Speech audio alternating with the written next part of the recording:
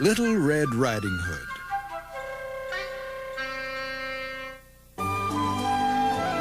Once upon a time, a long time ago, a cozy cottage nestled near a forest, filled with sweet-smelling flowers, friendly animals, and some that were not so friendly.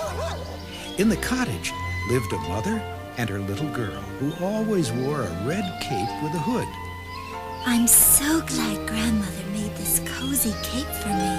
The little girl wore the cape everywhere, so everyone, even her mother, called her Little Red Riding Hood. Coming, Mother. Your grandmother's not feeling well. I've packed a basket with fruit and cakes and honey. Would you like to take it to her? Oh, yes, Mother. Good. Your visits always cheer her up. But be careful. Stay on the path going through the forest and don't dawdle along the way. I won't, Mother. Goodbye. Grandmother's expecting you. And don't talk to strangers. To Grandmother's house, la la la, quick as a mouse, la la da da, through the trees. As Little Red Riding Hood skipped along the path, she didn't notice that someone was watching her until... Good morning, little girl. And where are you going on this fine day? I'm going to visit Grandmother.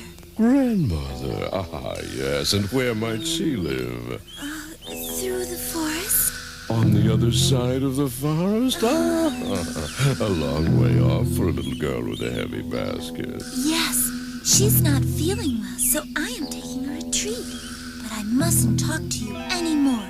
You're not my friend. A pity. Why, all these flowers are just waiting to be picked. They'd cheer your poor grandmother shut inside on such a lovely day. No, Mother said I must not dawdle along the way. Picking flowers is not dawdling. Why, they're right next to the path. Well, perhaps you're right. I'll pick just a few. As soon as Little Red Riding Hood began to pick flowers, the wicked wolf sneaked off through the forest, past a woodcutter. I wonder where that crafty fellow is off to in such a hurry. I'll bet he's up to no good. Who's there? Your little granddaughter. I have brought you fruit, cakes, and honey. Oh, do come in, dear. I've been looking forward to your visit. Ah, it's a wolf! The wolf slammed the door, pounced out of the bed, and snapped his jaws shut, swallowing Grandmother in one gulp. That was easy as stealing chickens. And the fun's not over yet. But Little Red Riding Hood had no inkling of danger. There's Grandmother's house. It's Little Red Riding Hood, Grandmother. Come in, dear. The door is open. Oh, Grandmother. Grandmother, what big ears you have. Big ears? Why, the better to hear you with, my dear. But, Grandmother, what big eyes you have. Big eyes? Why, yes, the better to see you with, my dear. Oh, Grandmother, what big teeth you have. Of course, my sweet child. That is to eat you with, my dear. The wolf sprang from the bed. Round and round the bed he chased her.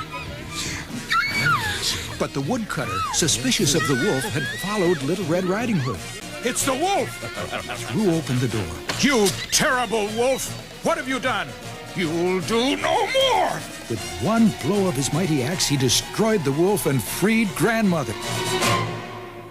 Grandmother, you're safe. Are you all right, my child? You saved my life and Grandmother's. How can we ever thank you? Well, I wouldn't mind a taste of the treat you brought your grandmother, young lady. Of course. I will never dawdle in the forest again, and I won't talk to strangers either. And so, Little Red Riding Hood, Grandmother, and the woodcutter sat down to feast on fruit and cakes and honey.